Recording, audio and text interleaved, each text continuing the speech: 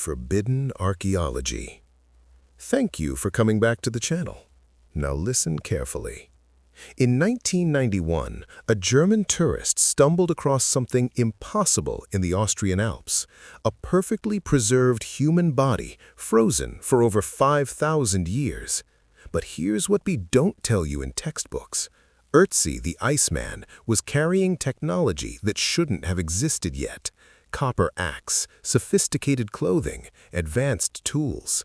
And when scientists examined his body, they found something even stranger. He'd been murdered, shot with an arrow. But the real mystery isn't how he died, it's what his existence suggests about everything we think we know about human history. Because Ötzi isn't alone. There are discoveries all over this planet that archaeologists can't explain, won't discuss, and in some cases have actively tried to bury. Now, before you click away thinking this is some conspiracy theory video, I need you to understand something. We're not talking about aliens or ancient astronauts. We're talking about legitimate archaeological finds that challenge the established timeline of human civilization. Physical evidence, documented discoveries, things you can actually verify. And the question isn't whether these artifacts exist. They absolutely do.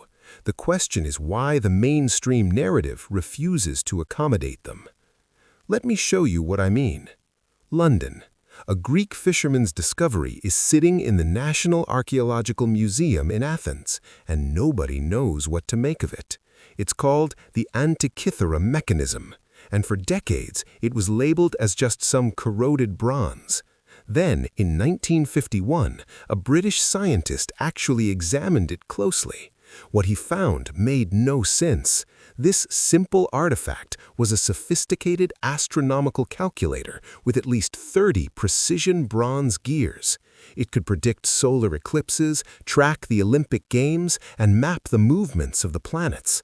The engineering required wouldn't be seen again until medieval European clockmakers, 1,500 years later. Here's what makes this forbidden archaeology. The Antikythera mechanism proves that ancient Greeks around 100 BCE possessed mechanical computing technology that our history books insist didn't exist. For years, archaeologists downplayed it, dismissed it as an anomaly, because acknowledging what it really meant would require rewriting everything we teach about ancient technological capability. And that's just one object. Let's go deeper. Turkey. 1994. A German archaeologist named Klaus Schmidt begins excavating a site called Göbekli Tepe. What he uncovers shouldn't be there. Massive stone pillars, some weighing up to 20 tons, arranged in circular patterns, intricate carvings of animals, sophisticated architectural design. The dating? 9,500 BCE. Let me put that in perspective. According to standard archaeological theory, humans in 9,500 BCE were primitive hunter-gatherers, no agriculture, no settlements, no complex social structures. They were supposed to be living in small, nomadic groups focused entirely on survival.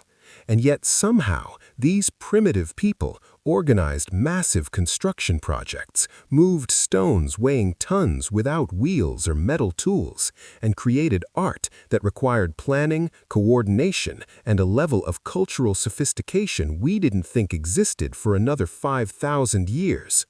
Göbekli Tepe forced archaeologists to completely reverse a fundamental assumption about human development.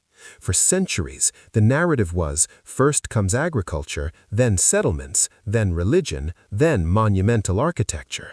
Göbekli Tepe proved the opposite.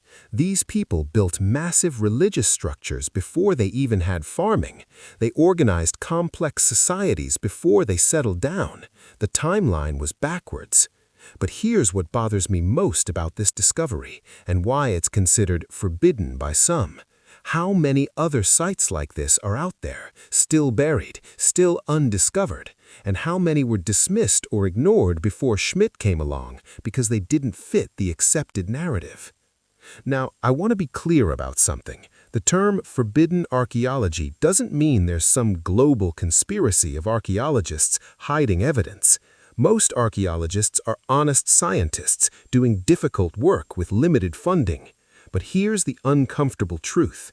Academic fields have paradigms, established models, career structures built around accepted theories.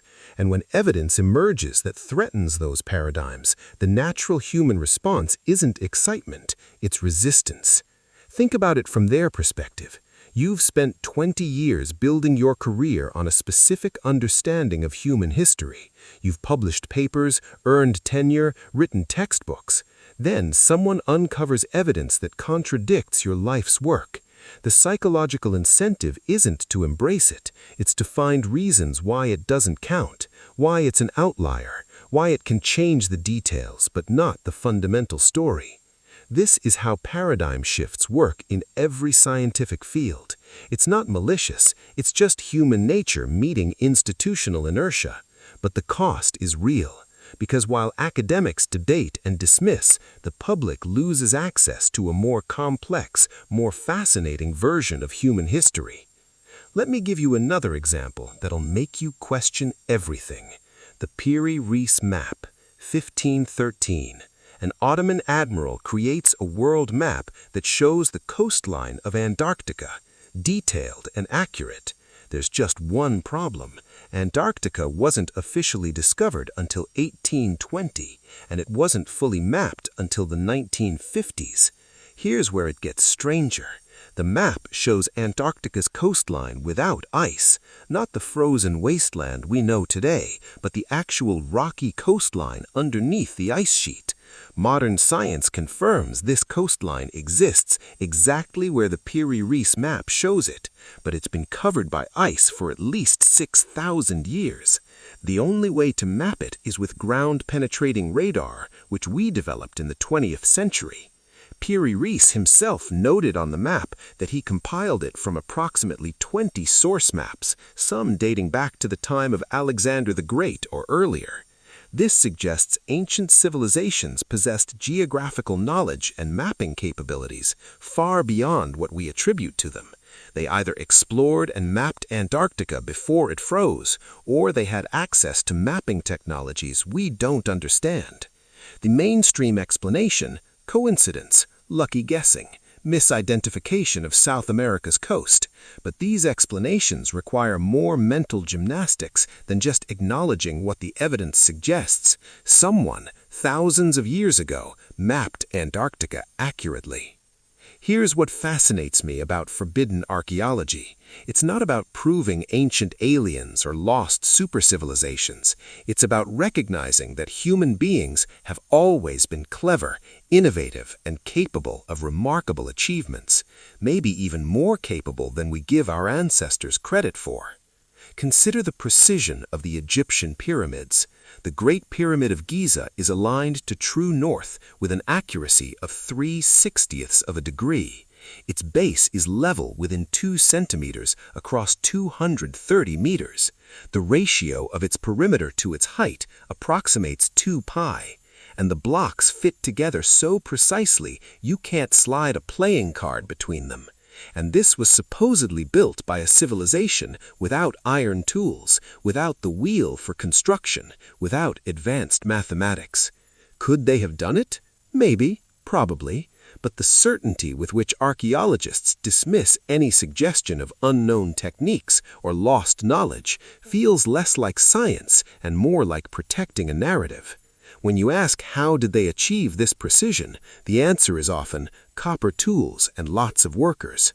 That's not an answer. That's a placeholder for we don't actually know. What I find most compelling about forbidden archaeology is what it reveals about knowledge loss.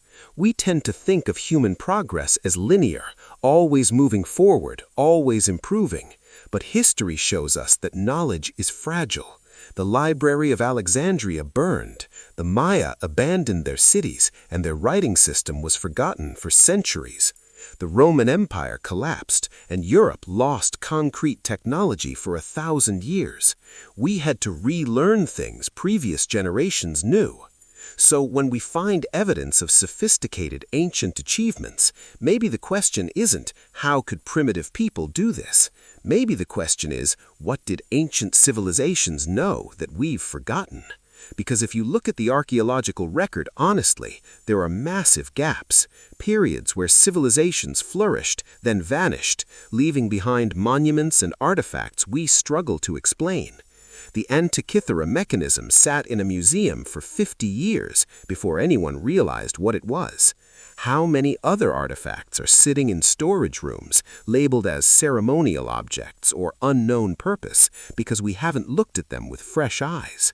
How many sites remain unexcavated because they're in the wrong time period or the wrong location according to accepted theory? Here's what forbidden archaeology really teaches us: humility. The humility to admit we don't know everything about our past.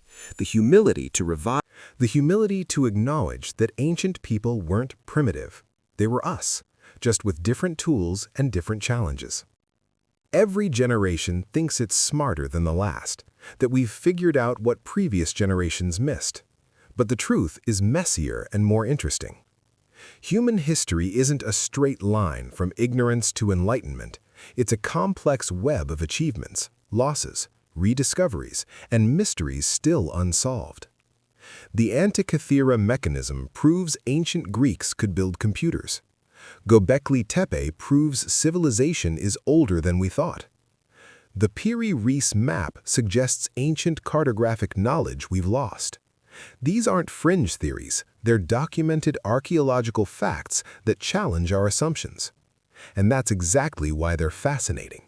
Because the greatest discoveries aren't the ones that confirm what we already believe. They're the ones that force us to ask new questions, to wonder what else we've gotten wrong, to stay curious about our own species and the remarkable things we've accomplished across thousands of years. The forbidden part isn't the archaeology, it's the questioning. And maybe, just maybe, that's exactly what we should be doing more of. Thank you for listening and for finding hidden treasures with me. Until next time, when we go in deep into the underground Forgotten History Era channel. This is Ren saying goodbye.